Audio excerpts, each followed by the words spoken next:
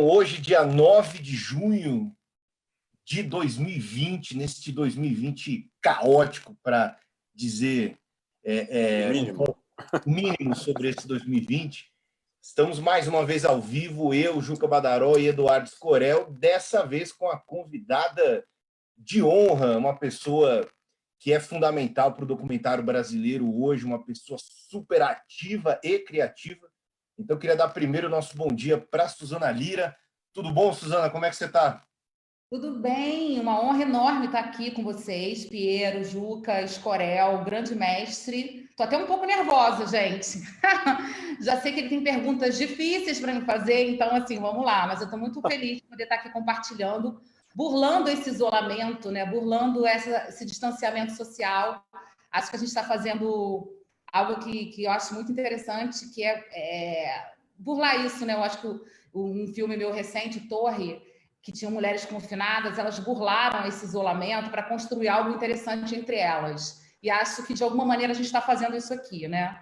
Já que a gente não pode estar presencialmente, a gente está aqui burlando o sistema de distanciamento, podendo estar junto.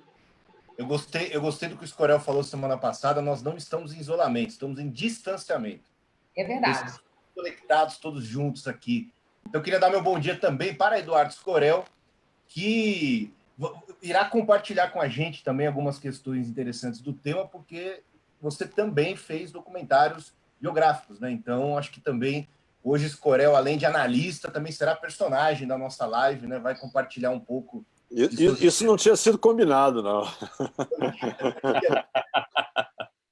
Eu não concordei com isso, não. Mas assim é interessante, a gente pega desprevenido, fica mais gostoso. Tudo bom aí, Scorel? Na medida do possível, claro? Estamos indo. O dia está bonito e o chamado relaxamento foi cancelado aqui no Rio, o que me parece uma medida mais do que necessária e prudente, mas as perspectivas continuam penosas no Brasil, né? Então, vamos em frente. Aqui em São Paulo, a gente estava saindo de um momento de quase lockdown, agora para uma flexibilização total, né? Então, sem critério científico e médico nenhum, né? Então, a gente também não sabe até que ponto a flexibilização aqui em São Paulo vai seguir aí o Rio de Janeiro, vai acabar sendo cancelada, né? Mas, enfim. E de Lençóis, na Chapada Diamantina, nosso sempre elegante Juca Badaró com os pássaros e o violino presente na live. Tudo bom, Juca? Luxo. Muito bom dia a todas, a todos. Bom dia, Scorel, bom dia, Piero, bom dia, Suzana. Muito bom ter você aqui com a gente para falar sobre os seus filmes. A gente sabe que os filmes biográficos, né, eles têm uma importância muito grande porque ele entra nessa luta aí travada atualmente no âmbito das narrativas, né? Alguns chamam de guerra de narrativas, quer dizer, as cinebiografias são também formadoras de memórias coletivas em nossa sociedade. Então, trazer Suzana aqui eu acho importante porque ela é uma pessoa que pensa esse tipo de cinema e tem uma larga experiência nesse assunto, né? Então vai ser bem bacana aqui, juntamente com o nosso caríssimo Scorel também, que tem a sua contribuição a dar sobre este assunto. Vamos nessa. Pois é, e eu queria começar essa live, já que na nossa última a gente não mostrou nenhum trecho de filme, né? Eu queria começar essa nossa live mostrando um trechinho de um documentário de 2017, se eu não me engano, né, Suzana? Me corrige se eu estiver errado, chamado Clara Estrela, que é um filme, é uma biografia, evidentemente, da Clara Nunes.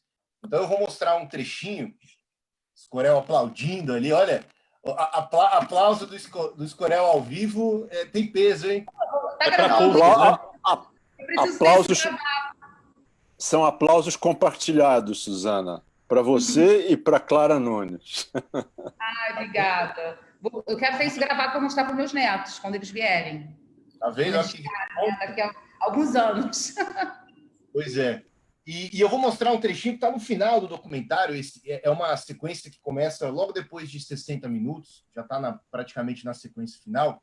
E depois desse trechinho eu queria fazer uma pergunta para a Suzana para a gente começar aí o nosso debate, e que é o tema principal dessa live, né? Quais são os desafios de se propor a fazer uma biografia no cinema, né? Então eu acho importante a gente trazer alguns conceitos de biografia, O Escorel e a Suzana falaram dessa questão que é muito importante hoje, o Juca também, da disputa de narrativas, né? Então a gente vive um momento em que há muitas pessoas negacionistas e revisionistas, então isso é muito importante. Eu assisti hoje de manhã, me preparando para essa live, o Dossiê Jango, que é também um documentário biográfico, e geralmente os documentários biográficos eles têm essa preocupação de jogar luz sobre muitos episódios obscuros da vida das pessoas que são biografadas, né? E eu vou mostrar justamente isso. Eu vou mostrar um trecho do documentário da Clara, que revela uma faceta que eu, pessoalmente, pelo que eu conhecia da biografia dela, me surpreendi, né? Então eu vou trazer a minha surpresa ao descobrir isso no documentário, vou perguntar para a Suzana e a partir disso a gente começa. Então vamos compartilhar a tela aqui, vamos ver se eu não faço nada errado dessa vez. Geralmente eu compartilhar com som. Beleza? Então, sim, bom, vamos ver um trechinho, então, do Clara Estrela.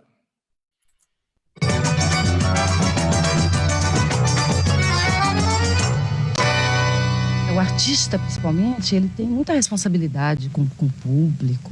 Ele tem que ter essa consciência, né? E usar isso, sabe, de uma maneira que vai orientar, inclusive, mais as pessoas e ajudar. Eu entendo assim. Eu tenho consciência dessa minha posição. Clara, me diz 3 grandes tristezas. Esses últimos 18 anos de ditadura. Não, eu perguntei 3 tristezas. Pois é, os 6 primeiros anos, os 6 do meio e os 6 últimos, uai. Estadistas prediletos. Juscelino, Fidel Castro e Agostinho Neto, de Angola, a quem ainda não se deu o devido valor. Eu sempre fui muito ligada a Angola, onde eu estive antes da Revolução, quando ainda nem era um país livre.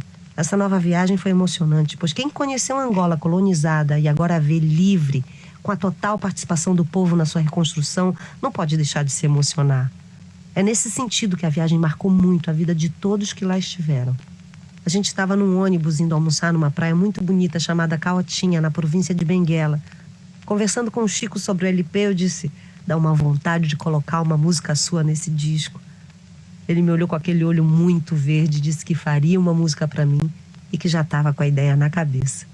Essa música tem grande importância a partir do momento que ela nasceu de uma coisa vivida e sentida por todos nós. É quase um grito de guerra.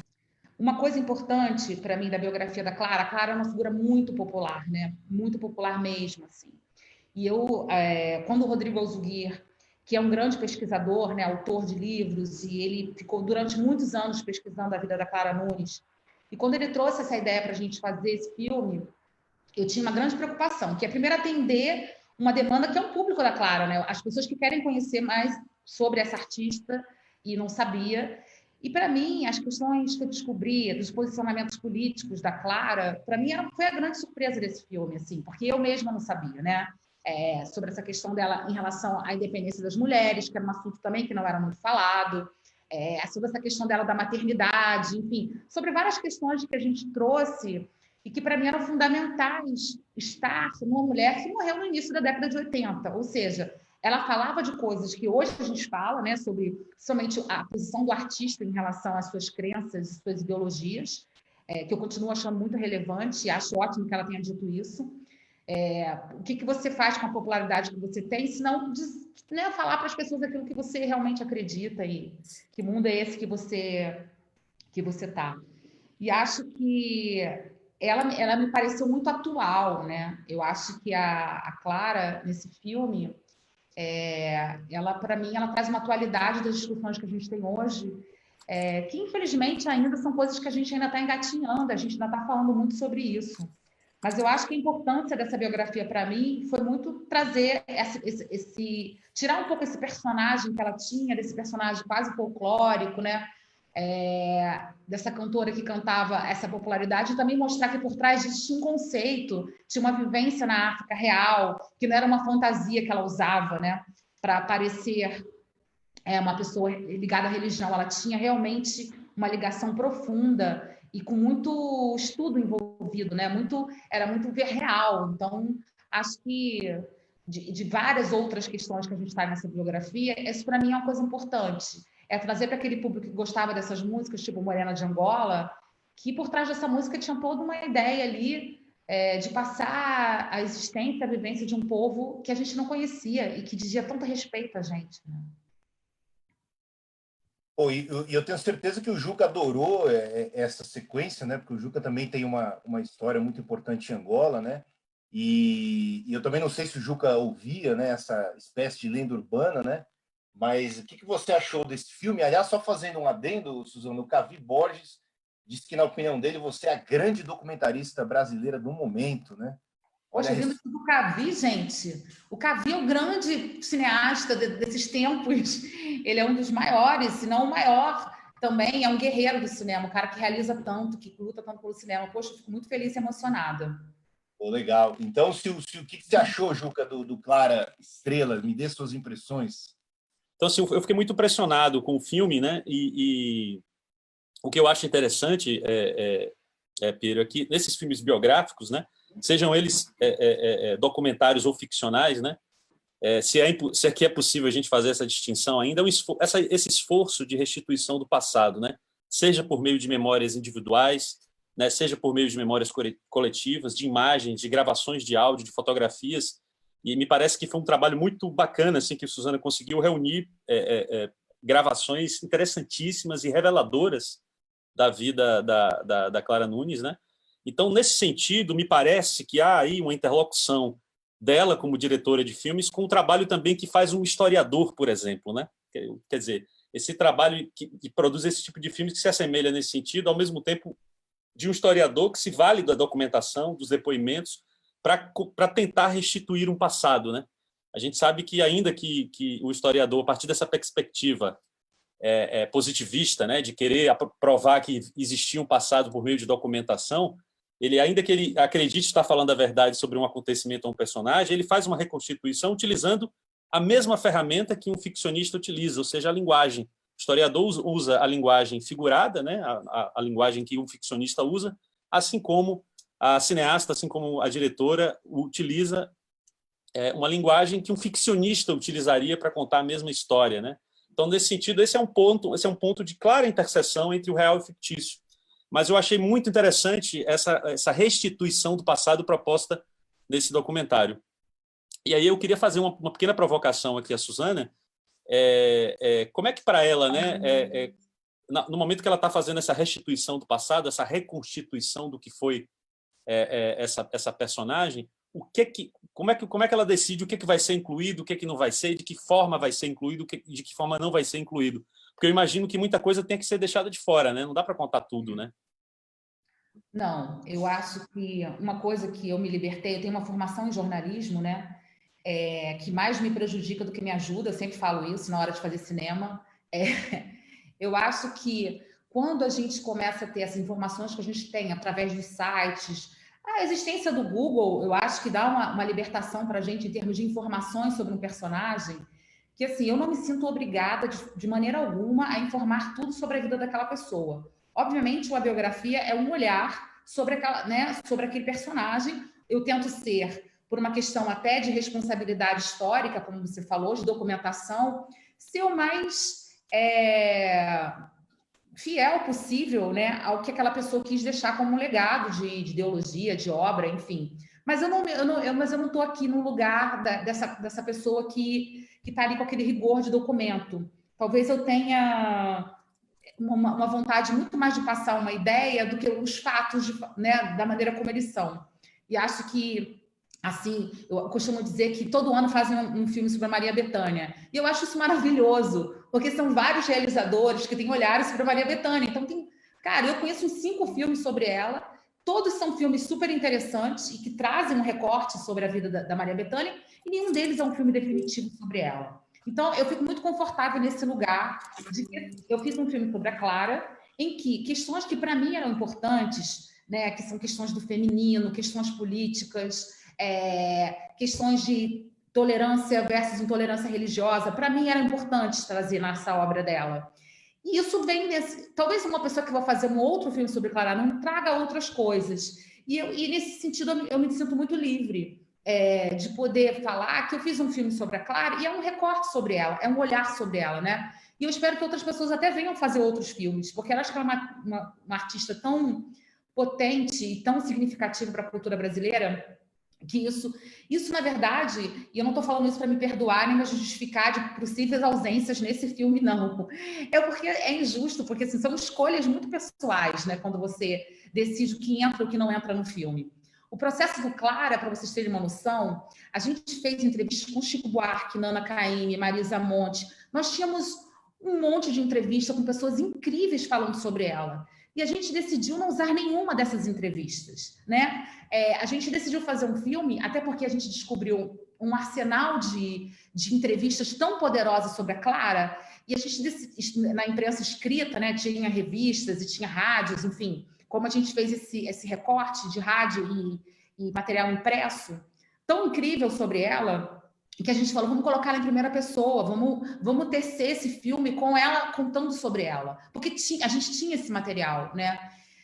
E é muito mais difícil, porque isso restringe muito o que a gente pode falar, porque a gente quando decide que ela vai falar sobre ela mesma, a gente acaba, tudo que é opinião sobre Clara, pensamento sobre ela, fica fora, né? A gente não tem isso no filme. Mas, ao mesmo tempo, como uma questão cinematográfica, a gente se coloca também um critério que eu acho como um exercício interessante.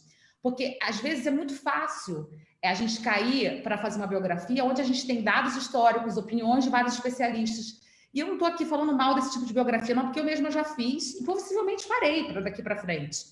Mas, na Clara, a gente encontrou esse tesouro, que foi esse conjunto de entrevistas, que para a gente era importante ressaltar. Então, obviamente que passa sobre uma opinião, uma autoficção da própria Clara sobre si mesma, né? Ela contou aquilo que ela queria contar. Então, se ela omite coisas, como tem coisas importantes da vida dela que não estão nesse filme, foram coisas que ela não quis falar publicamente na época. Então, o que a gente trouxe foi algo que... Eu lembro que o Rui Guerra assistiu esse filme num festival e ele veio me falar comigo que a Clara era a terceira diretora desse filme.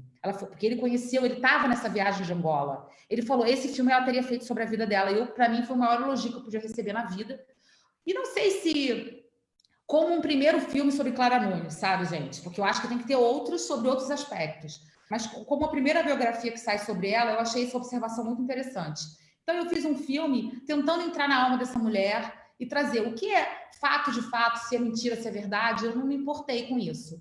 Eu realmente fui na onda dela, na história que ela quis contar dela para o mundo, sabe? A Suzana estava falando sobre as questões do documentário da Clara, então eu vou só refazer a pergunta, e depois o Juca também fez uma consideração, mas eu me surpreendi muito no documentário, porque ela apresenta uma visão que para mim era uma grande novidade. Eu conhecia muito pouco sobre a biografia Mas, da Piero, já que você está repetindo, desculpe te atropelar, mas eu fiquei totalmente surpreso com a sua informação, que a Suzana e o Juca já contraditaram, e eu queria contraditar também.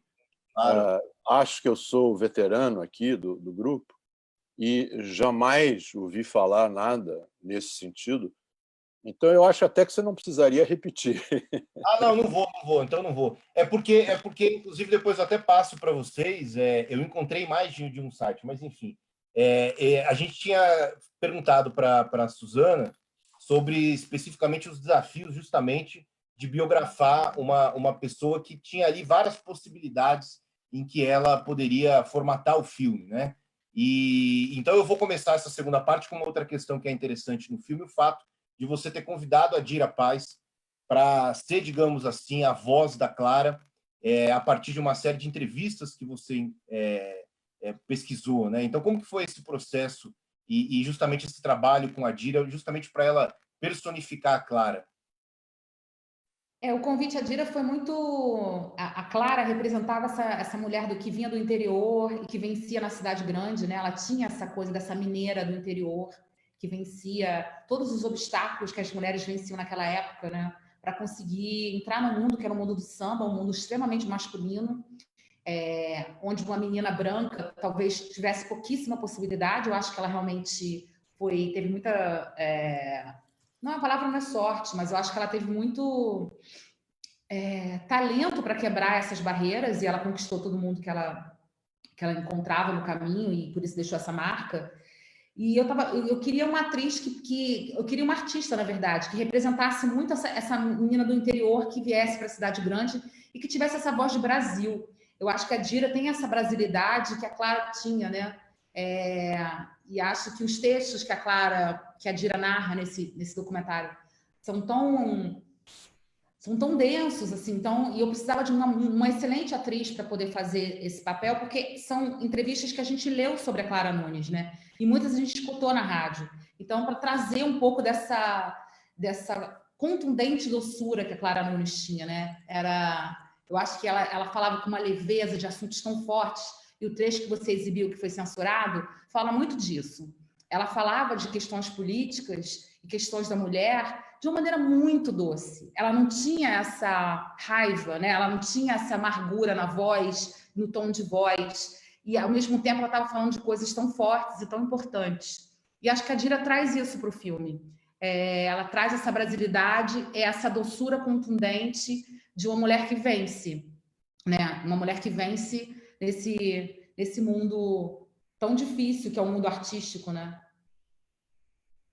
E o Juca também tinha feito uma consideração, Juca. Faça novamente, então. Exatamente. Eu vou tentar voltar um pouco o meu raciocínio, porque eu fazia uma comparação aqui do trabalho do documentarista, né? Principalmente do documentarista que se debruça sobre filmes biográficos, que o trabalho dele se assemelha nesse sentido ao do historiador, né? Uma vez que o documentarista que está fazendo uma biografia, ou seja, reconstituindo um passado de alguém, uma memória individual, a partir de memórias coletivas, ele se vale da documentação, né, de depoimentos, de tudo que ele pode encontrar, que ele possa restituir aquilo que passou, né?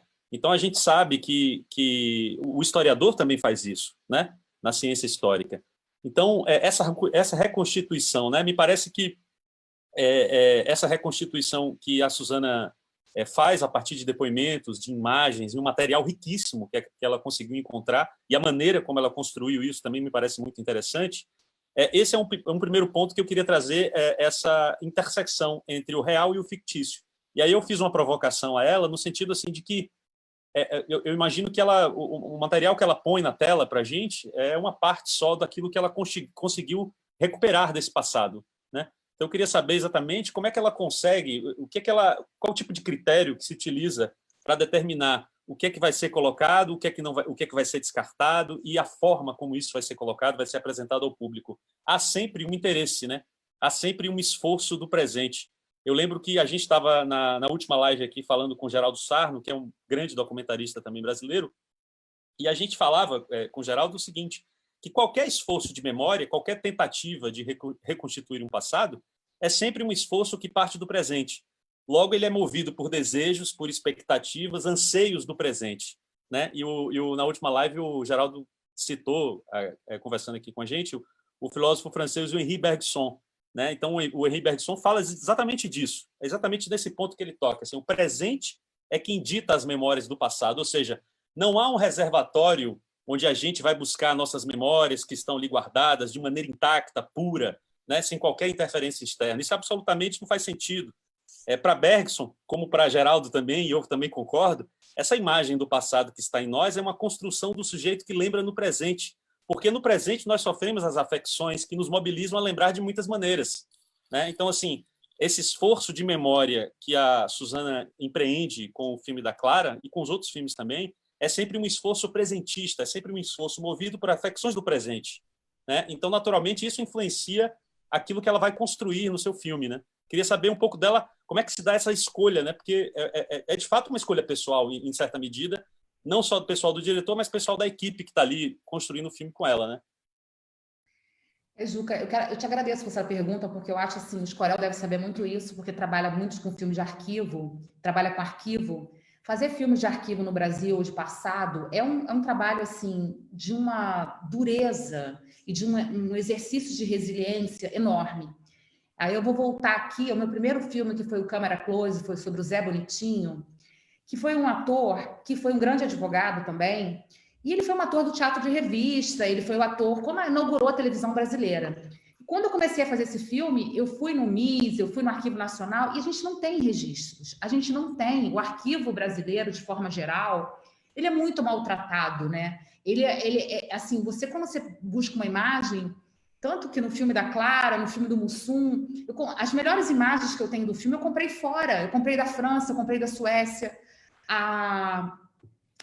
O número musical que abre o filme da Clara Nunes é um especial de final de ano da Suécia, que tem ela cantando da maneira, né, junto com Naná Vasconcelos fazendo uma percussão. Então, assim, é um trabalho arqueológico, praticamente, que você faz em busca da reconstituição desse passado. Eu lembro muito da Nostalgia da Luz, o filme do Patrício Guzmán, das mulheres lá catando os pedaços de corpos no deserto. E lembro que o documentarista brasileiro, ele tenta cavar, pegar pedacinhos de memória daqui, dali, juntar e fazer com que aquilo se torne um documento, juntar essas memórias para que aquilo fique para o futuro, né? Eu acho que é um trabalho muito difícil, mas é um trabalho que dá muito prazer no final, que é você conseguir pegar essa memória que fica muitas vezes esfacelada nesses arquivos maltratados. Eu acho que cada vez mais, quando a gente está vivendo um momento que a própria Cinemateca Brasileira está ameaçada, você vê o quanto é importante esse trabalho de documentação, de reunião desse material de arquivo. Então, assim, uma das coisas mais tristes que eu acho do Brasil é não cuidar do seu arquivo. E por isso, apesar de ser muito difícil fazer biografia, é muito difícil mesmo, por várias questões, inclusive questões legais, né? O documentarista brasileiro não tem proteção nenhuma, a gente não tem liberdade para fazer, a gente está sempre à mercê de um processo que pode vir e acabar com aquele filme de uma vez por todas. Mas esse exercício de recuperar esse arquivo, tratar esse arquivo, cuidar desse arquivo, ele é fundamental. Isso que me emociona, assim, de fazer biografia, de fato, sabe? E de filmes de arquivo. Eu fiz um curta agora chamado Anistia, que é sobre um pedido de desculpas que a Comissão de Anistia tinha, que é um filme só sobre arquivo, é um filme de arquivo, né? E eu cada vez mais admiro esse tipo... O trabalho que o Escorel faz com arquivo é um trabalho, assim, gente, de sentar e chorar de emoção de ver. Porque só quem lida com isso é que sabe o quanto é difícil resgatar aquilo, reunir aquilo, atribuir um significado àquilo, traduzir aquelas imagens para os dias de hoje, com alguma representação que faça significado para essa nova geração, deixar alguma provocação para o futuro sobre aquilo que a gente... Olha, são tantas questões, eu poderia ficar aqui horas falando sobre isso, porque eu acho que o cerne da biografia está nesse trabalho de resiliência do documentarista que trabalha com arquivo, e de brigar por esse arquivo, de ir atrás desse arquivo, né? Então, acho que basicamente é isso. Quando a gente decide não usar nenhuma entrevista, por exemplo, para fazer o Clara Nunes, o filme é 100% arquivo, eu não gravo nada nesse filme, a não ser o off da Dira Paz. Eu acho que é um exercício também de provar o quanto isso é importante, o quanto a memória audiovisual de um país é fundamental para que a gente consiga realmente não viver momentos de negacionismo de história como a gente está vivendo, revisionismo de tudo. Só isso pode ser uma tábua de salvação para a gente, sabe? Então, eu acho assim, quando a gente decide fazer 100% de uma biografia de arquivo, a gente perde muito, por um lado, mas a gente ganha muito por outro também. Que, primeiro, assim, eu acho que o cinema ele requer uma escolha também. Eu acho que aquele documentarista que quer, num filme, falar sobre tudo sobre um assunto, ele acaba não falando tudo, porque ninguém dá conta disso, né? Vai ser sempre o olhar de uma pessoa que vai eleger suas prioridades. Então, eu assumo isso com muita tranquilidade, de que quando eu estou fazendo um filme sobre determinada pessoa, eu não estou falando, eu não quero ser absoluta, eu não quero, deixei de falar disso, eu vou deixar de falar, sim, sobre vários assuntos. E faz parte, é um recorte, é um cinematográfico sobre uma pessoa. E eu tinha citado as biografias inúmeras da Maria Bethânia, que eu acho incrível. Cada ano lança uma biografia sobre ela, eu acho maravilhoso, porque é sempre um olhar sobre um artista e sobre a produção dela. Então, eu não vejo problema nenhum em não ter feito um documentário definitivo sobre Clara Nunes. Eu acho que ele é um documentário de arquivo sobre uma artista que quis falar sobre ela mesma, e eu uso esse material que ela deixou gravado de alguma forma, impresso, para contar essa história agora, e muita coisa ficou de fora, e é isso. Esse é o meu recorte, e acho que, de certa maneira, eu defendo esse material porque ele tem seu valor, porque dentro de um recorte específico, não ficou nenhuma entrevista da Clara Nunes que eu achei relevante fora do filme. Então, assim, é um recorte sobre o material de arquivo sobre Clara Nunes.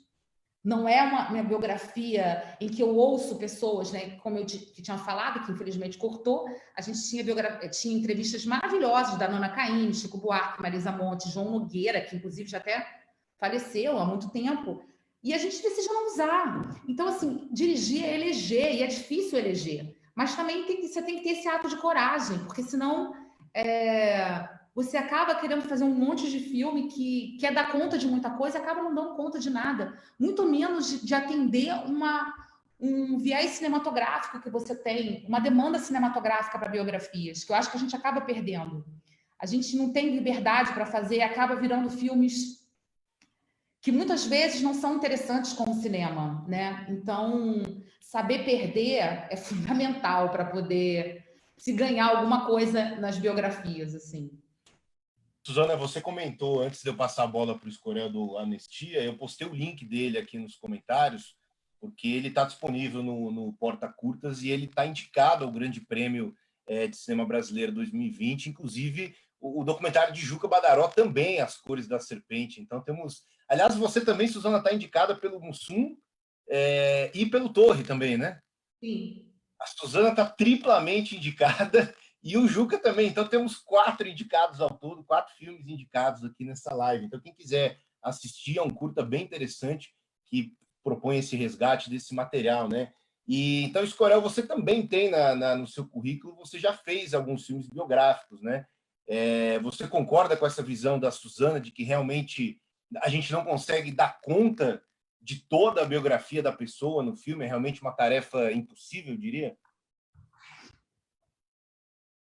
Olha, eu queria dizer, antes de talvez responder a você diretamente o que você está me perguntando, fazer alguns comentários. Primeiro, eu acho que eu não sabia que o Piero ia exibir um trecho do Clara Nunes, e acho que ele foi extremamente feliz na escolha do filme e do trecho, porque é um filme que, quando eu assisti, uma coisa que não é muito comum, o filme me deu uma alegria extraordinária, assim. Quer dizer, a Clara, pela Clara Nunes em si também, obviamente, que era radiosa, né? E a gente, nesse trecho exibido, lamentavelmente cortado, a gente revê isso. E esse filme, Suzana, não sei se você concorda, mas eu acho que ele representa um certo corte dentro da sua filmografia, né? Quer dizer, eu, examinando os seus filmes, eu primeiro constatei que você talvez seja a cineasta mais prolífica do cinema brasileiro, que tem feito praticamente um filme por ano. Eu acho que seria interessante você comentar como nos últimos 6 ou 7 anos, pelo menos, você tem feito, acho que pelo menos um filme por ano, e parece só isso já é razão suficiente para te cumprimentar. Mas eu, quando vi o Clara Nunes, se não me engano, eu só tinha visto o Torre das Donzelas antes. Depois assisti o Mussum, depois assisti o Zé Bonitinho, mais recentemente, né? E é claro que, em relação ao Torre das Donzelas, o Clara Nunes é muito diferente, mas ele também é muito diferente dos seus outros documentários. E por 2 razões que você mencionou, e que, para mim, pessoalmente, quando vi o filme, além da Clara, como eu mencionei, que eu poderia ficar vendo em loop eternamente, para mim foram muito importantes. A primeira, essa sua decisão de não usar entrevistas, que é uma característica de praticamente todos os seus outros filmes. E que, principalmente, os que eu vi, os mais antigos, quer dizer, eu acho que o mais antigo que eu vi, que vi ontem, foi o Zé Bonitinho, entende? E que é todo costurado por entrevistas, assim como o Mussum, que eu vi há alguns dias, também Então, quando eu vi o Clara Nunes sem entrevistas, quer dizer, eu disse, puxa vida, enfim, um filme sem entrevistas. Porque eu também já fiz muito filme com entrevistas, e a partir de um certo momento tomei um fartão, como se diz, desse recurso, que é um recurso muito comum, por isso mesmo, acho que muito desgastado, e que os filmes todos ficam assim, ficando meio parecidos uns com os outros, né? Então, um filme sobre uma cantora sem entrevistas foi uma maravilha. E o segundo fator que você também mencionou, o fato de ser narrado na primeira pessoa. E uma narração que, ao mesmo tempo que é na primeira pessoa, é reconstruída, porque é uma narração que você escolheu os trechos e que uma atriz diz. Então, já há aí um elemento de elaboração que vai além do documentário usual. O que eu queria na verdade, talvez te sugerir que comentasse conosco, a partir disso, é uma impressão minha, que pode estar equivocada, que também diz respeito a algo que você comentou, que é esse limite, essa linha em que a gente caminha quando está fazendo um filme biográfico, né? Eu acho que, em termos gerais, eu diria que um filme biográfico é impossível satisfazer inteiramente o biografado, a sua família, os seus amigos e os seus admiradores. Então, é uma tarefa ingrata fazer um filme Mas o que eu senti e a impressão que eu tive, antes não li entrevistas suas, não tinha te ouvido falar sobre isso, é que você toma um cuidado muito grande com, digamos, chamar assim, de questões sensíveis. E que você passa, aí, a meu ver, tanto no Zé Bonitinho como no Mussum, por exemplo, meio por cima de questões biográficas mais delicadas. E que seriam, evidentemente, em si mesmas, matéria para um filme. Sim. Mas que, mesmo com todas as dificuldades e tal, talvez pudessem ser mais desenvolvidas. E, para não me alongar demais, em relação ao Torre das Donzelas, eu até escrevi sobre o filme, né? E eu vou repetir aqui um comentário que, se eu me lembro bem, eu fiz na época no texto que eu escrevi no site do Piauí, que era a sensação, vendo o filme, de que tantos anos depois, além de um aspecto que eu acho notável no filme, que é o de tentar recuperar a experiência da Torre, falar disso, reunir aquelas personagens, passados tantos anos, 40 ou 50 anos, se eu não me engano, se não faltava no filme uma reflexão das personagens sobre a atuação delas naquela época que as levou à Torre. Isso foi o aspecto do filme que me incomodou, assim, e que eu procurei indicar ali. E se a gente tiver tempo e você quiser, talvez você pudesse comentar também. Agora, no geral, esse fato de que você consegue trabalhar tanto e fazer tantos filmes é digno de louvores. E eu pergunto também se, a partir do Clara Nunes, os novos filmes terão entrevistas ou serão narrados na primeira pessoa sem entrevistas. Escorel, você falou tanta coisa que eu teria que ter 4 horas para responder tudo. Mas vamos para a última pergunta. Na verdade, o que eu tenho feito ultimamente, toda vez que eu começo um filme, eu começo uma crise. Obviamente, estou em crise o tempo inteiro, porque eu estou o tempo todo tentando fazer coisas. Que é uma crise do formato, né? Eu acho que esse fazer filmes, eu sou viciada nesse exercício, Mas chega um momento em que esse exercício ele já não satisfaz mais se você se contenta com aquilo que te é confortável, que é fazer a entrevista, pesquisar o arquivo e montar um filme. Eu acho que isso qualquer pessoa faz, né? O Zé Bonitinho, um filme que eu fiz, um filme experimental, eu fiz com Mini DV, e me espanto que vocês tenham considerado esse filme para essa conversa. Mas, enfim, porque foi um filme mega experimental, onde eu estava buscando contar a história de uma pessoa, e a maneira mais fácil que você tem é ouvir as pessoas que admiram, os filhos, etc. E eu descobri, e aí quando você vai amadurecendo cinematograficamente falando, você vê que esse recurso não é o recurso, porque senão você não está fazendo cinema, você está fazendo qualquer coisa, que é, né, qualquer pessoa que lida com instrumento audiovisual vai saber fazer um filme, né?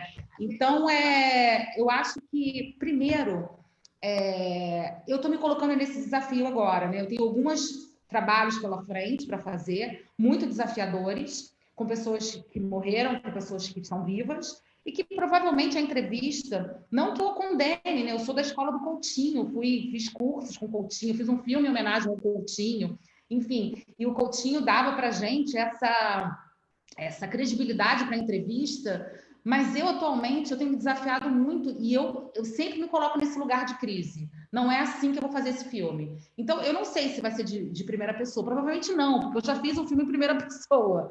E já fiz filme com entrevistas. Então, assim, eu vou ter que encontrar um outro caminho. E eu acho que só vale a pena continuar também fazendo bastante coisa como eu faço, também se eu fizer diferente, se eu estiver nesse exercício provocando alguma coisa nova. Porque para fazer por fazer, não sei se faz tanto sentido, sabe? Você tocou um ponto do Torre que eu gostaria de falar, que é uma coisa que tem um conceito muito forte por trás dessa questão que você levantou no filme, que era uma questão que gerou muita crise na Torre. Que quando as mulheres chegavam na Torre, você comenta sobre o fato da gente não ter aprofundado de que maneira, de por que essas mulheres entravam na Torre, o que elas faziam antes, né? Isso, quando elas entravam lá, uma coisa que gerou crise era assim, você era líder do seu grupo, você só estava entregando um panfleto. E uma coisa que elas fizeram questão de tirar na Torre foi exatamente essa vida pregressa da Torre, né? Não importa se você estava com uma arma na mão ou se você estava apenas entregando um folheto ou se você estava numa reunião. Você está aqui, agora você está de igual para igual. Talvez isso tivesse que ser explicado no filme, como uma coisa que ficou ausente de informação, né? Como uma ausência ali dessa vida pregressa. Mas isso foi uma decisão também. Posso te só esclarecer uma questão?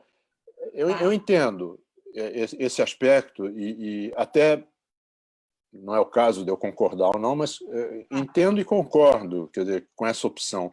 Mas a minha observação não era exatamente essa. No fundo, a minha observação diz respeito a repensar a opção pela militância e pela militância na luta armada ou em organizações mais radicais 50 anos depois. Você não acha que isso não tem de todas, mas a Dulce Maia faz isso. A Dulce Maia... eu senti falta disso como uma questão do filme, mas eu precisaria rever, talvez. Eu vi na época, não revi agora. Apenas, como eu comentei na época, e a gente está tendo essa oportunidade de conversar, eu não quis deixar de te colocar. E se eu tiver a ocasião de rever o filme, eu vou rever e a gente, na próxima live, pode conversar sobre isso. Sim, eu acho que a Torre realmente é uma live para ele, porque é um filme que dá tanta discussão, tem tanto conceito por trás de não identificar as mulheres durante o filme, de não ter nenhuma pessoa falando, justificando, tem tantas questões. Esse filme foi bastante estudado como linguagem, assim, né? E tem tanta coisa por trás de cada decisão desse filme, que acho que é importante pelo processo de fazer documentário compartilhar essas decisões, né? Porque eu acho que o trabalho do diretor é um trabalho de decidir muito, né? E decidir, às vezes, é tão difícil. E esse ato de coragem, que eu acho que é o ato mais relevante do processo de direção, né?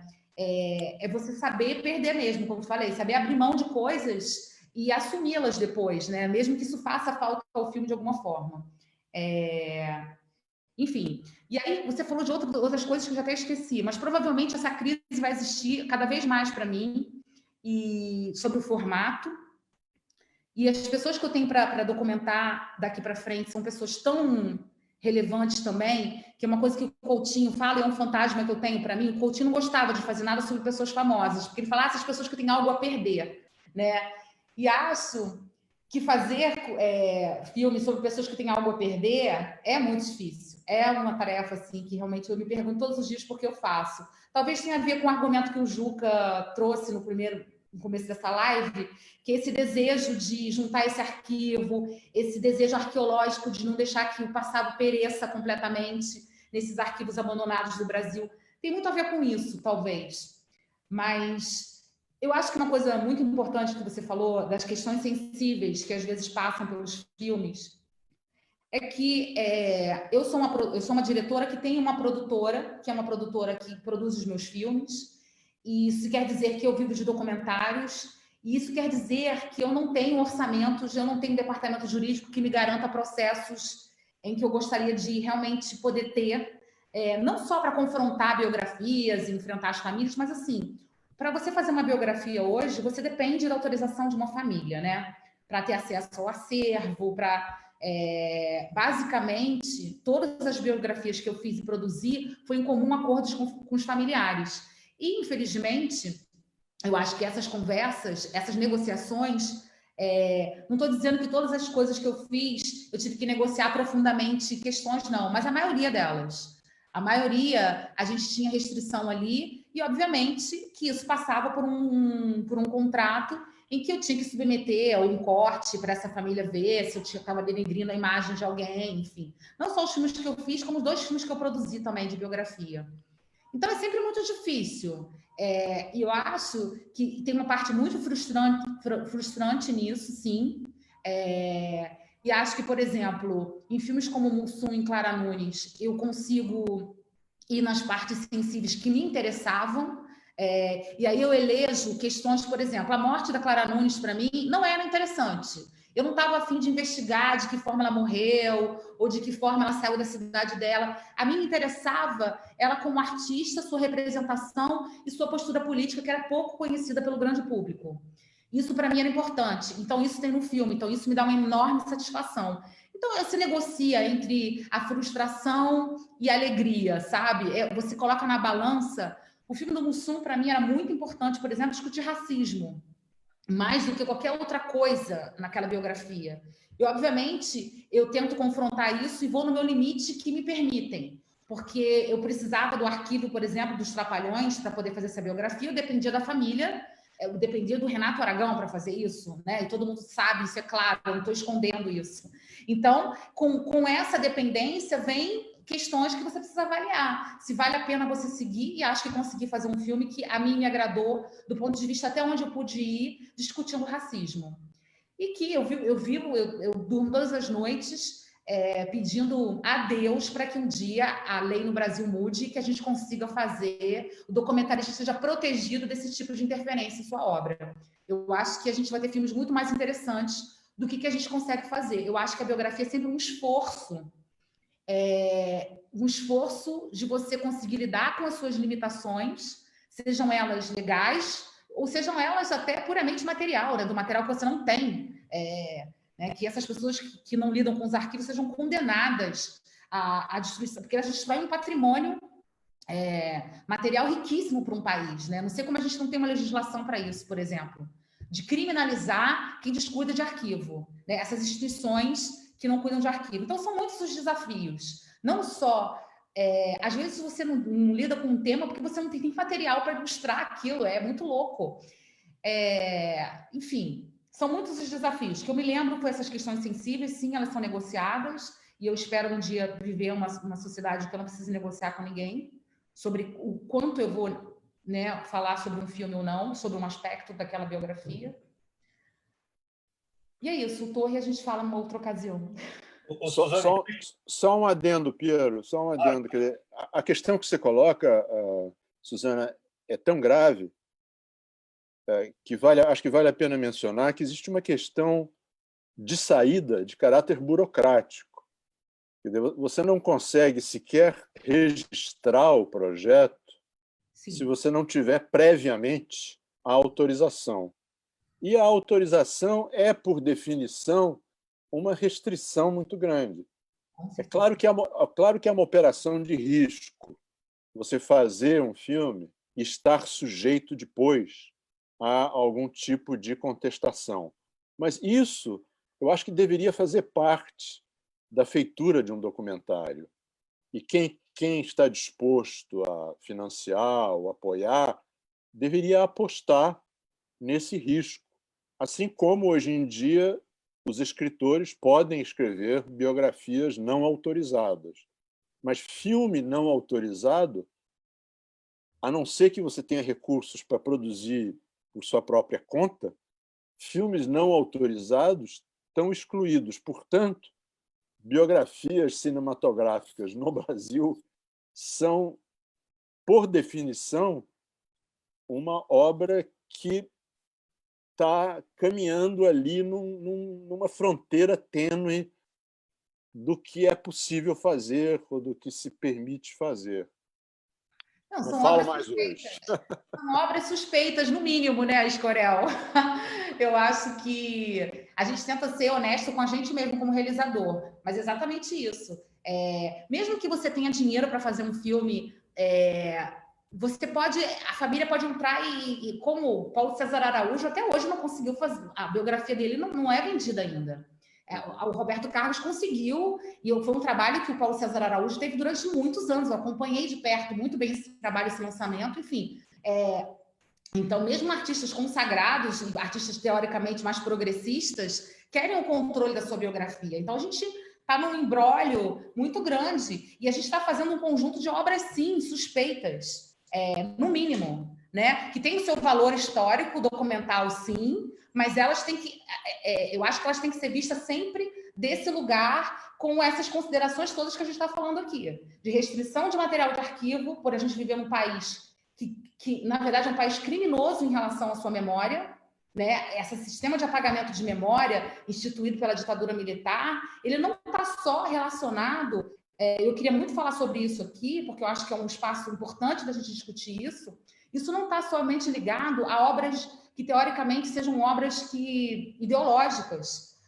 O arquivo brasileiro e esse apagamento de memória, ele é praticamente criminalizado. É uma coisa... o Zé Bonitinho, quando faleceu, ele me deixou todo o arquivo dele. Ele tem 2 filhos, mas os filhos não são da área artística. E ele me deixou arquivo de fotos, revistas, tudo que ele guardou. Os ternos do Zé Bonitinho. E simplesmente eu não tenho aonde entregar esse material. Eu não tenho onde levar esse material, porque eu tenho medo que amanhã aqui o MIS que está sendo construído aqui em Copacabana não cuide desse material, esse material se perca. Então, assim, pode ser que um dia eu mude para uma casa pequena e eu não possa levar isso comigo, eu não sei o que eu faço. Então, assim, a gente não tem uma política de arquivo no Brasil e de memória. E eu acho que isso é o principal motivo pelo qual a gente devia lutar muito como documentaristas, historiadores, enfim. Isso é um grande drama. E, Suzana, deixa eu só fazer uma ponderação com alguns comentários aqui. Eu ia mostrar trechos também do Torre e do Mussum, mas eu tô com medo, assim, você falou dos filmes perigosos, nossa live tá perigosa também, tô com medo do Facebook derrubar a gente de novo. Até aqui nós estamos sendo criminalizados, aqui é isso. A nossa live tá visada também, né? Tô me sentindo perseguido aqui, mas enfim, só fazer algumas ponderações. O Carlos Alberto Matos, diz que ainda bem que o Torre não caiu nesse tema de repensar a militância, porque ele diz que se tornou meio que um chavão, geralmente, de filmes sobre o tema.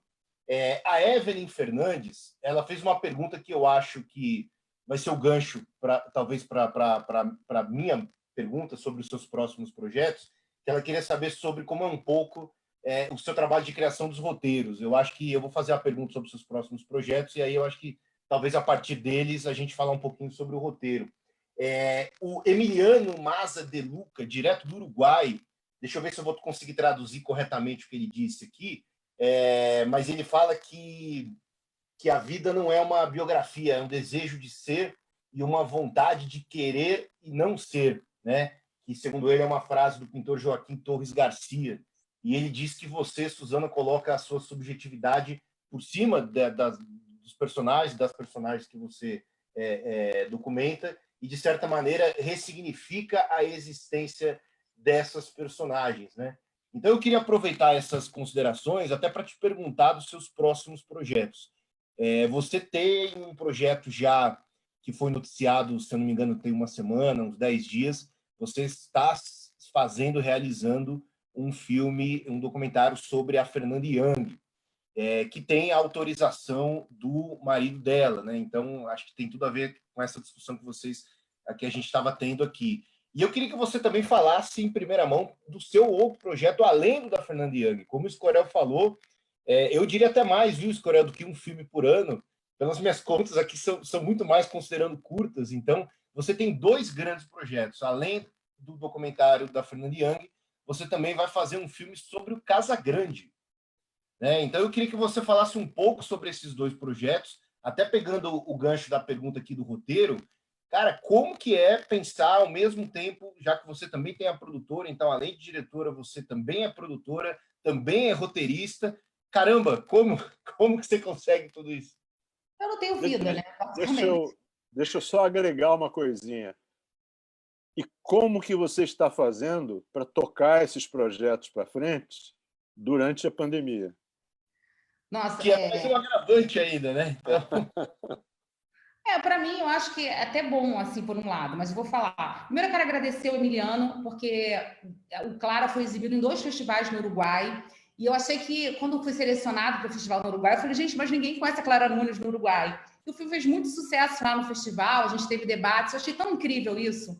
E ele, na verdade, essa opinião dele vem do filme da Clara, eu acho isso muito legal, deles terem compreendido a Clara Nunes, né? Isso. Esses são os momentos de alegria que a gente tem. Obrigada, Emiliano, pelas observações. E legal que a gente está sendo visto até no Uruguai, né? Então, bom, na verdade, assim, o Mussum foi um filme que eu demorei 3 anos para realizar, o Torre 7 anos, o Clara Nunes. Esse filme chegou na produtora em 2004, então eu demorei muito tempo para chegar nesse filme. Eu acho que isso é uma coisa importante, que as pessoas acham que a gente pega um filme e por eu fazer, né, desembocar, colocar no mercado um filme por ano, significa que eu pego um filme em janeiro, em dezembro eu estou fazendo esse filme. Isso nunca me aconteceu, eu nunca fiz um filme que não durasse menos de 3 anos, pelo menos. Porque eu invisto muito na pesquisa do filme. Eu acho que a pesquisa é a parte mais importante do documentário, né? Eu nem que seja para desprezá-la completamente na hora que eu vou filmar, eu sei exatamente qual é a história que está por trás daquilo tudo. Então, assim, o meu processo de roteirização, ele vem de uma pesquisa muito grande a respeito daquele personagem, daquela história que eu quero contar. Depois ele vem de uma ideia de que qual recorte que eu vou fazer. Por exemplo, um exemplificar, o Torre vem de uma necessidade de falar sobre a resistência feminina à ditadura militar. E aí eu tinha milhões de histórias espalhadas pelo Brasil inteiro. Quando eu cheguei na Torre, que é uma prisão específica, que durou apenas 3 anos, eu falei, toda essa história que eu quero contar vai partir desse lugar. Então, aquele recorte, você vai limpando até chegar naquele único lugar. E aí eu conto a resistência feminina a partir de um único lugar sobre a realidade daquelas mulheres. E aí eu me passo anos e anos, 3 anos no mínimo, para poder conseguir convencê-las a falar comigo, a quebrar esse silêncio, enfim. Então, eu acho que isso tem que estar muito claro para não parecer... Porque, de fato, não é. Eu estaria vendendo uma coisa mentirosa. Tudo vem de grande pesquisa, e muita pesquisa, e muitos anos envolvido. Uma pesquisa que não é remunerada, né? Diga-se de passagem. A gente não tem aprovado na Ancine uma parte de pesquisa e, né, de filme considerável. Sempre não corresponde a 10% de um orçamento, que eu acho um absurdo, né? Eu acho que a pesquisa devia ter pelo menos 30%. Porque é um trabalho que dura anos e é um trabalho, às vezes, que você não tem começo, não tem fim. Tem começo, mas não tem fim, na verdade. Então, o meu processo ele vem dessa pesquisa. Eu trabalho normalmente com equipes separadas para determinados filmes. Por exemplo, a gente agora está pesquisando Fernanda Young, né? Eu estou aproveitando a quarentena e estou relendo vários livros dela que eu não tinha lido, outros que eu tinha lido que eu estou relendo agora com outro olhar, né? Com um olhar para fazer uma biografia. Então, eu estou aproveitando esse momento de quarentena para mergulhar na obra dela. Então, isso para mim tem sido muito positivo, porque o mundo está parado. Por mais que eu queira fazer coisas, eu sou obrigada a ficar aqui nessa sala, que é onde eu passo 90% do meu dia, que é uma sala de roteiro. anotando coisas na parede. Eu costumo anotar essas anotações aqui que estão na parede. São coisas que eu anoto de tópicos do filme, então já vou meio escaletando um possível roteiro aqui, do que eu vou fazer, como eu vou fazer, que caminho. Então, eu tenho esse quadro branco em 2 partes da sala, então, às vezes, fica um filme aqui, outro filme ali, e, obviamente, tem pesquisadores diferentes para todos esses filmes, onde a gente está marcando conversas, eventualmente, para falar sobre os caminhos que esse filme pode ter, cada um desses filmes, né? O Casagrande é um projeto que eu comecei, na verdade, há 3 anos atrás. É um projeto que a gente está consolidando agora. Provavelmente vai ser um longa e uma série de 4 episódios. E o Casagrande, para mim, é mais difícil ainda, porque é um cara que se coloca o tempo todo. Você sabe o que ele pensa, você sabe como ele se comporta, você sabe todas as questões que ele tem. E o meu desejo é fazer algo nesse filme que seja algo que a gente não saiba sobre ele, né? Uma coisa muito que o João Moreira Salles fez no... Eu amo esse documentário Entre Atos, que era o Lula, né, fora do palanque, né? Tudo que é fora do palanque, que você vê. E, ao mesmo tempo, que seja relevante, né? Porque, às vezes, se o Casagrande falar, eu uso cuecas pretas e tomo café com leite todo dia, isso não me interessa, não interessa para ninguém. Mas falar sobre política, sobre rock, sobre música, né, que é uma coisa que ele esteve sempre envolvido. A questão das drogas, por exemplo, é uma coisa que ele quer falar muito, e eu estou me recusando a entrar nesse assunto, porque eu acho que esse assunto ele já falou demais. Então, assim, eu estou no momento ainda elegendo, aquele momento em que o que eu vou perder dessa história para ganhar em outros aspectos. E provavelmente nesses 2 filmes, o que eu quero privilegiar ainda é formato. Eu estou numa fase em que trazer uma nova narrativa, uma linguagem diferente é muito importante. Porque isso, o que você quiser saber sobre Fernando Young, sobre Casagrande, você joga no Google, você sabe. Eu não vou trazer, por mais que eu me esforce, eu não vou trazer nenhuma novidade. Agora, o que recorte cinematográfico eu faço sobre essas criaturas que seja realmente relevante, sabe? Essa é uma grande crise, o que me faz ter insônia, enfim. É isso. Suzana, agora não sei se eu vou te deixar com mais insônia ou não, mas o Escorel me mostrou um filme, quando eu estudei documentário com ele, As 5 Obstruções, do Jorgen Lett, do Lars von Trier, e para mim aquele filme é fantástico, porque ele eu amo tem esse filme. Que talvez seja a tua questão nesse filme do Casagrande, né? Você comentou antes da live começar que o Casagrande te deu autorização total para você falar e filmar e fazer o que você quiser. Pergunto eu para você, isso não é um problema? Porque a partir do momento que você não tem obstrução nenhuma, que você não tem limitação nenhuma, né, ter 100% de liberdade para criar não pode te deixar ainda mais com insônia? Como que você vê essa questão? Sim, com certeza. Quando você tem mais opção, é mais difícil. Mas nesse exercício de saber perder e saber eleger, ainda eu vou me esgotar nesse meu exercício. Eu acho que assim, é muito mais fácil você ter um monte de coisa para você escolher do que você ter 3 coisas para você escolher 2. Então, assim, mas ao mesmo tempo é uma armadilha, porque ele me dá essa liberdade, porque ele é essa pessoa. Ele é essa pessoa que fala que não se drogou ontem, que, sabe, ele fala todos os problemas dele. Então, assim, é uma vantagem entre aspas. Porque, assim, o cara já é assim. Então, assim, ele não está me dando algo novo. Ele só está me reproduzindo aquilo que ele vive. Então, sobre isso também eu passo a refletir. Sobre o quanto que isso é uma liberdade, ou se ele está só me passando com o sentimento que ele deu a si próprio, de que é viver sem censura. Então, eu estou debruçada aqui na filosofia para tentar decodificar isso e transformar isso num filme interessante. Não é fácil, viu? Antes de passar a bola para o Juca, Suzana, deixa eu só te fazer uma pergunta. Tem muita gente querendo saber como que faz para acessar os seus filmes. O Torre das Donzelas está passando no Canal Brasil, está lá no Canal Brasil Play, quem quiser assistir. O Mussum e o Clara estão onde? Eles conseguem ver em algum... O Clara está no Canal Curta e vai entrar no Canal Brasil agora em agosto. O Mussum está no Now, o Torre está no Now também. Se quiser ir lá no Now assistir, está lá para quem quiser assistir a qualquer momento. Então está tudo disponível. E o Câmera Close, que é o filme sobre o Zé Bonitinho, está lá no YouTube, dividido em 4 partes. Quem quiser assistir, consegue também, que é um filme bem interessante. Então, contigo a bola aí, Juca. Eu queria só, Pedro, fazer uma provocação aqui, mais uma provocação à Suzana, aproveitando que tanto ela quanto o Escorel, nas suas falas agora há pouco, citaram a questão da biografia na literatura, né? A gente sabe que esse boom na produção de filmes biográficos, de cine, que a gente chama de cinebiografia, ela acompanha uma tendência que ocorre na própria literatura nos últimos 20 anos, que é o desejo, a procura, né, por livros sobre história de vida de pessoas famosas, né, na maioria das vezes, ou pessoas importantes, né, no cenário político, no cenário cultural. A gente teve casos polêmicos, né, como foi aquele que ocorreu acho que foi a Suzana que comentou, com o Roberto Carlos, né, e assim, durante um tempo, essas biografias estiveram sempre no topo da lista dos mais vendidos, né? Então, ou seja, é uma tendência que já há na literatura. A gente sabe, e é curioso isso, que o interesse por biografias é algo que sempre fez parte, né, da história da humanidade. A gente pode lembrar aqui que as primeiras biografias vão aparecer no período clássico, né, na Grécia Antiga, em obras e textos atribuídos a personagens como Heródoto, Plutarco. Mas o que eu gostaria de perguntar à Suzana, né, e é uma provocação aqui, que ao ver a recepção dos seus filmes biográficos, né, e essa busca cada vez maior do público para esse tipo de filme, né, no seu ponto de vista, o que estaria por trás desse desejo de ver determinada figura e sua história na tela, né?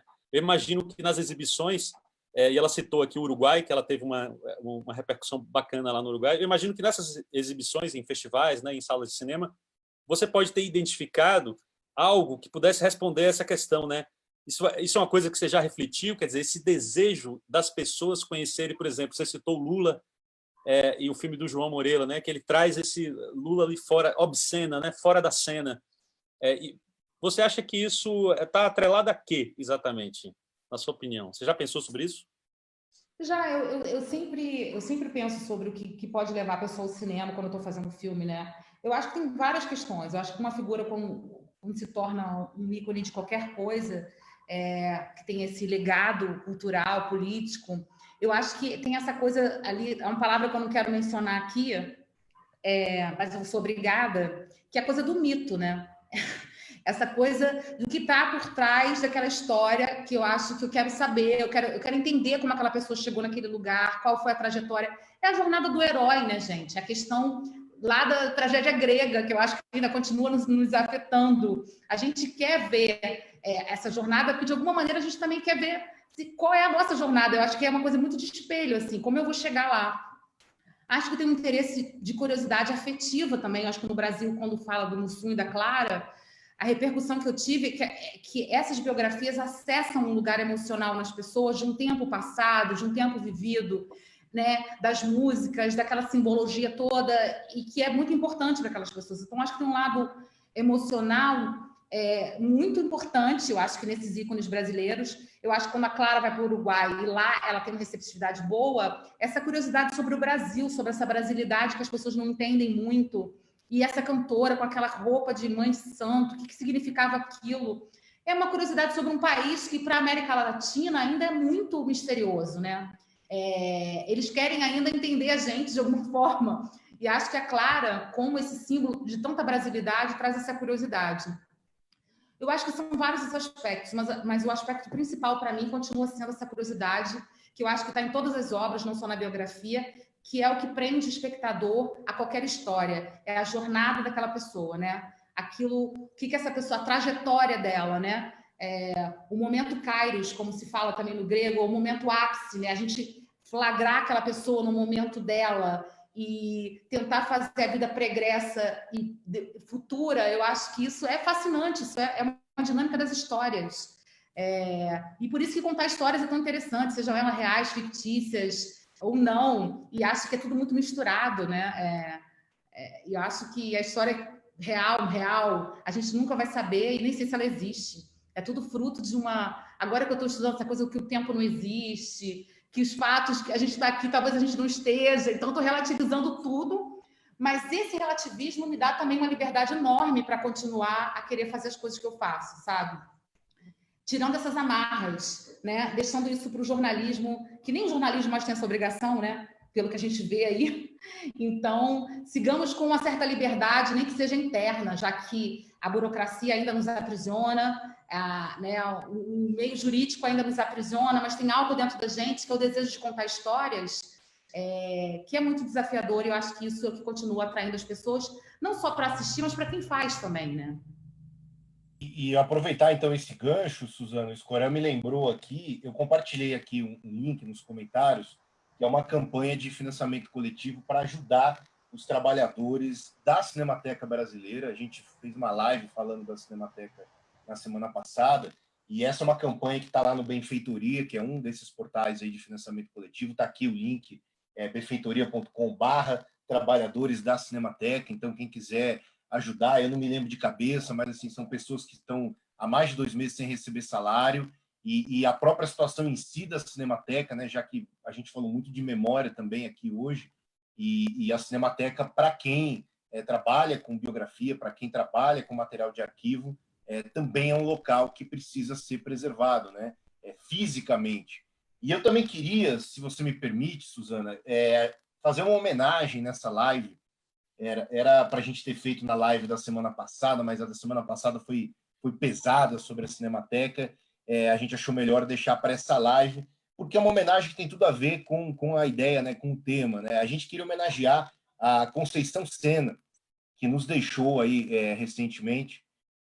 Conceição, esposa de Orlando Senna. Então, os dois, tanto a Conceição quanto o Orlando, com uma história muito bonita no cinema.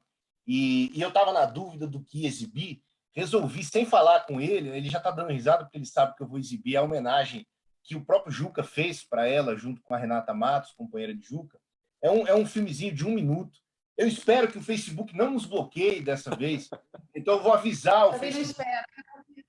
Eu quero aproveitar e falar da Conceição, porque eu acho assim, essas diretoras, e eu sei que para o universo masculino é tão natural ser diretora, né? Mas para nós mulheres, assim, ter a Conceição, né, como fruto de uma geração foi sempre uma inspiração para mim. Então, a existência dela no cinema brasileiro e tudo que ela representou é muito inspirador.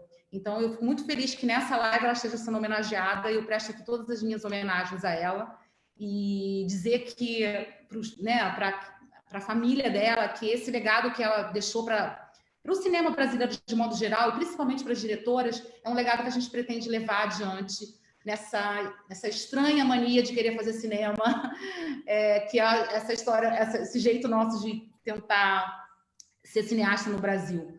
Eu queria aproveitar que você falou da campanha da Cinemateca e falar da campanha do Cinema Estação também aqui no Rio de Janeiro, claro. Na verdade, é um cinema que, para a gente, meus filmes não seriam exibidos em outros cinemas, se não fosse no Grupo Estação. Foi o lugar onde eu aprendi a fazer cinema, porque eu sempre digo isso. Eu via os filmes e falava, é isso que eu quero fazer. O Cabra Marcado para Morrer, eu vi no grupo, né, no Cinema Estação, todas as referências e tudo. Então, também está aqui uma campanha na benfeitoria. Então, se vocês puderem também falar disso, acho super importante. A gente está perdendo os cinemas no Rio de Janeiro para as igrejas, e acho tão importante que a gente preserve o Grupo Estação de Cinema, que foi para a gente, que é para a gente um patrimônio muito importante, assim. Então, viva a Cinemateca, viva a Conceição Sena e viva o Grupo Estação. Então, eu vou mostrar, eu vou buscar o link, Suzana, depois eu coloco nos comentários, aviso o pessoal. Eu vou mostrar, então, esse vídeo e vou levantar a bola na sequência para o Juca. Ao vivo, Facebook, o autor do vídeo está aqui. Se autoriza, Juca, a exibição? Vamos avisar o Facebook para não derrubar a gente de novo. Está autorizado, está autorizado. Então, beleza. Então... Eles não censuram que tem que censurar, né? Não, é loucura. É loucura. Mas, enfim, vamos lá. Vou compartilhar a tela aqui. A nossa pequena e singela homenagem à Conceição Sena. Será que um filme tem o poder de transformar uma cidade? Olha a força do cinema, que a gente é uma metralhadora o cinema, entendeu? Aí eu vim aqui e comecei a resgatar essas pessoas que fizeram o Diamante Bruto, entrevistá-los e mostrar a cidade, a restauração da cidade. E Brilhante é isso. E Brilhante é um presente meu para Orlando Senna, porque o cinema tem isso, eterniza as pessoas. Então todas as pessoas que vão, pelo amor de Deus, morreu, não morreu, tá vivo aqui.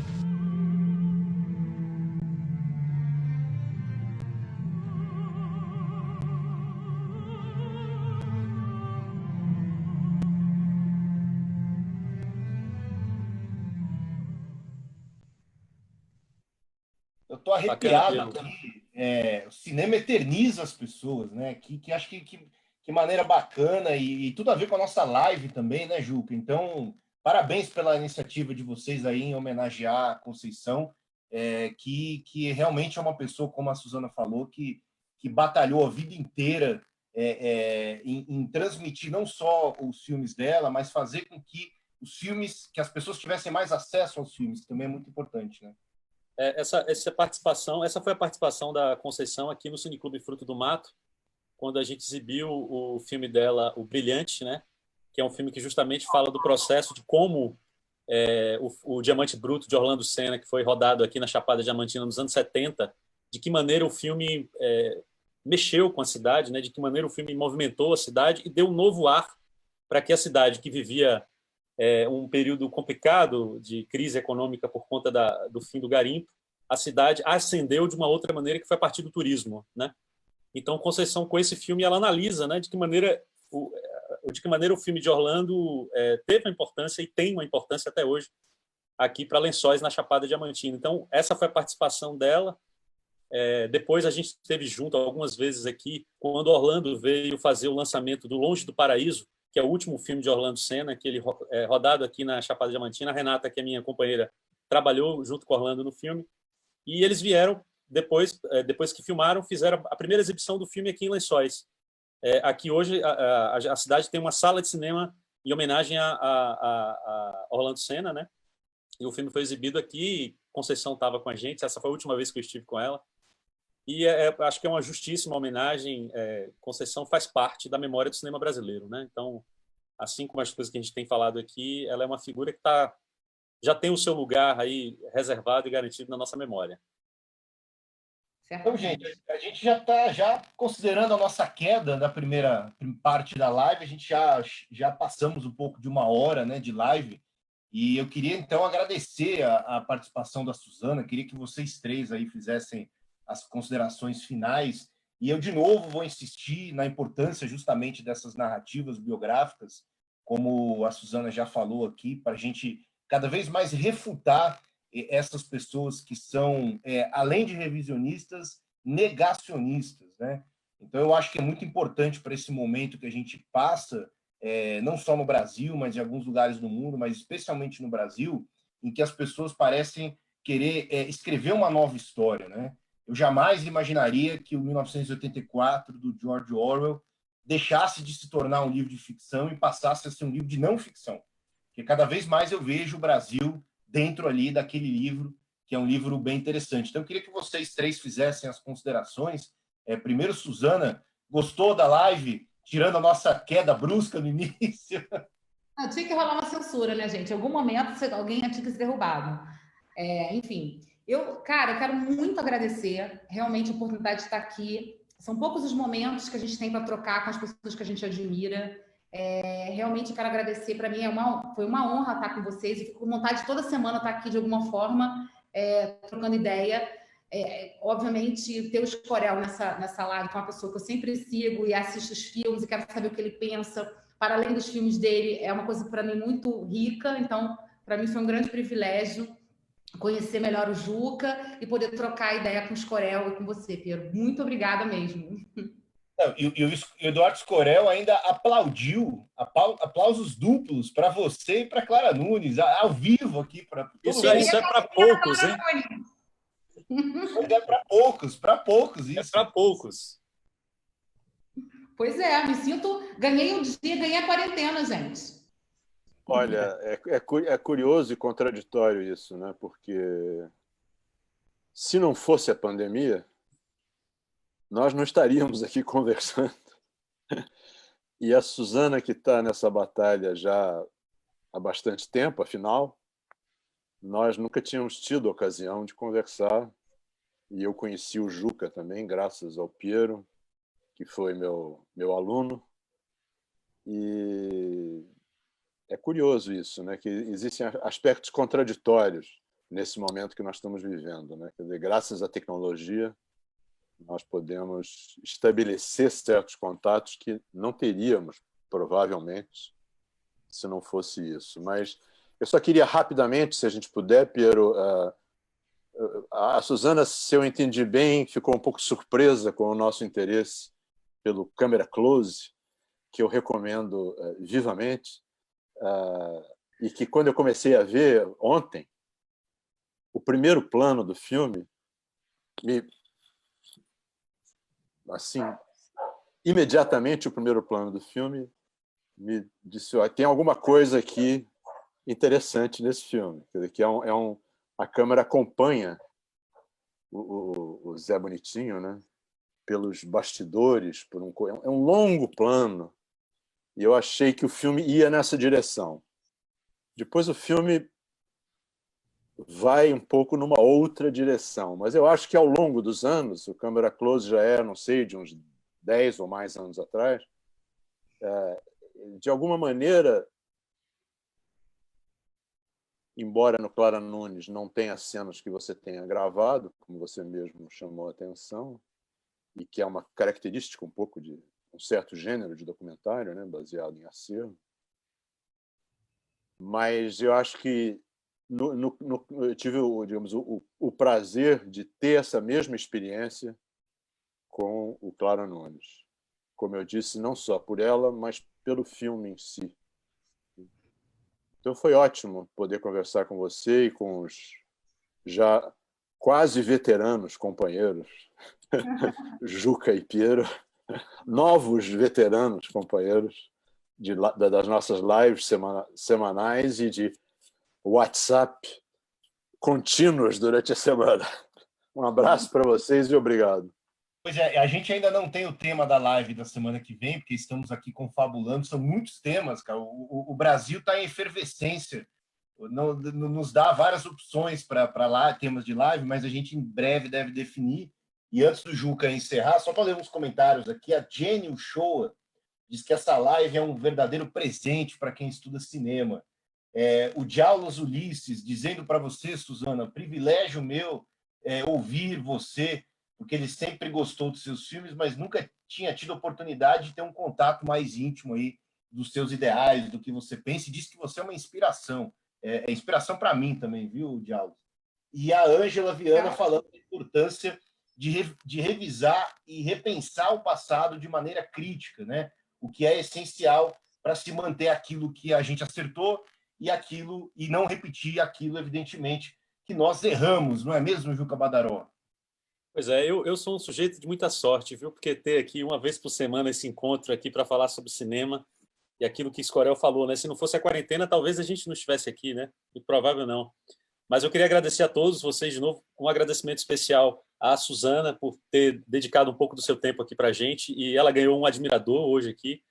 Vou vivamente procurar os seus filmes e assistir os novos que estão para ser lançados.